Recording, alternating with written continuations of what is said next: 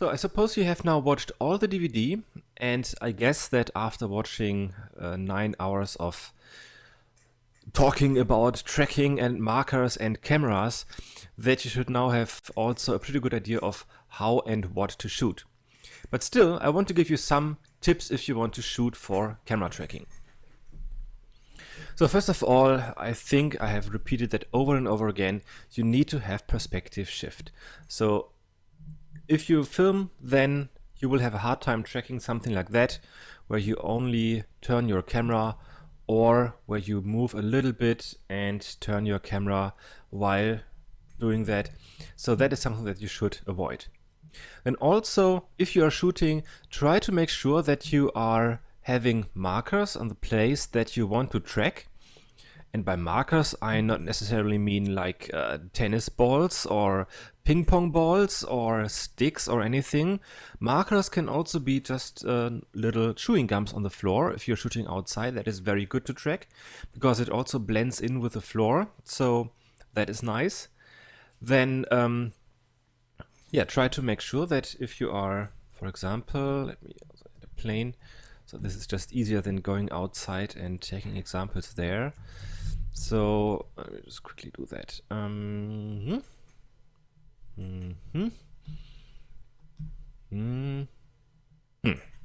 So if you are shooting this scene and track that, then you should also try to put some markers here in the foreground. So here, here, and here, and here, because it will just be easier for you to solve that. But also, if you are shooting a scene like that, try to make sure not just to have markers on the ground. Because if you have only markers on the ground and nothing like above or below the ground, then you cannot solve that either. So if you have a scene like this, where the camera is moving and you have something in the foreground, then also you should really make sure that you put some markers on something in the background that is not on the floor. Also, what can help is to put like little objects in the scene. Of course, only if you can mask them out or if you are replacing them with CG anyway. So if, like for example, you have a robot here in your scene, then you can use that space to put in like a microphone stand or a tripod or anything that you can track, so that you can put markers here and here in the middle, for example. So if you have markers here, like not only on the floor but also here, that will really help you to nail down your shot. So especially if you want to put something in the foreground, then really you have to track something in the foreground, because it can be that you have like a giant plane without any detail, and the only detail you have is here in the background.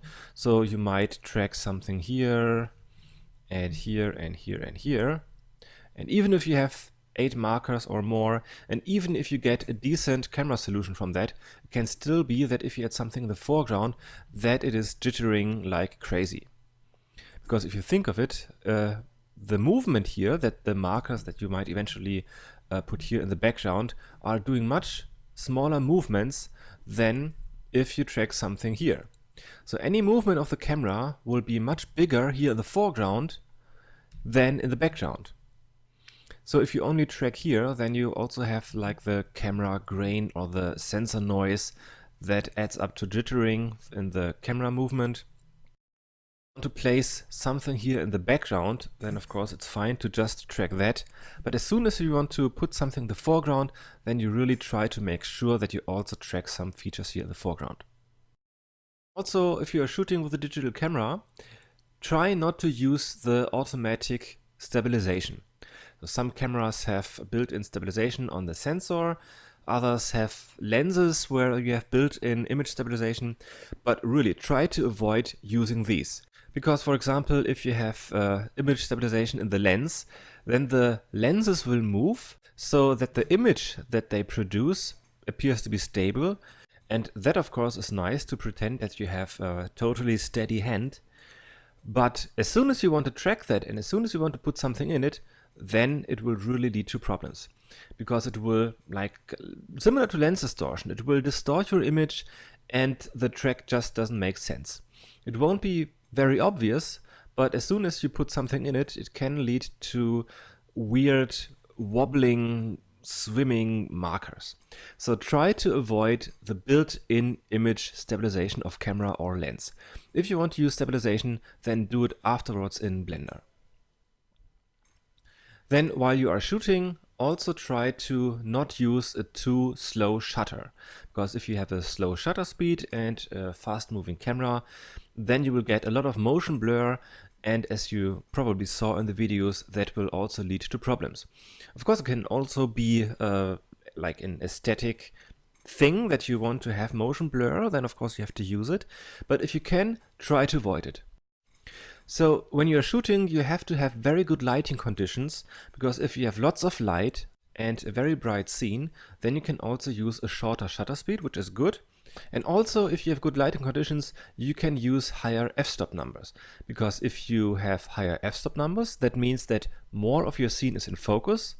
So for example, if you would be shooting with f-stop value of 1.8 or so, then you have this nice shallow depth of field, which is nice, but it will make tracking just harder, because for example, this pole right here might be sharp and easy to track, but everything in the background might then be totally unsharp, and everything that is unsharp might be trackable, but will necessarily lead to higher error.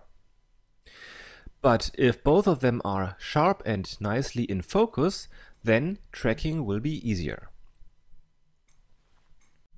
Then one more tip about the camera movement. So as you've seen, like, move your camera and you will have easier solutions.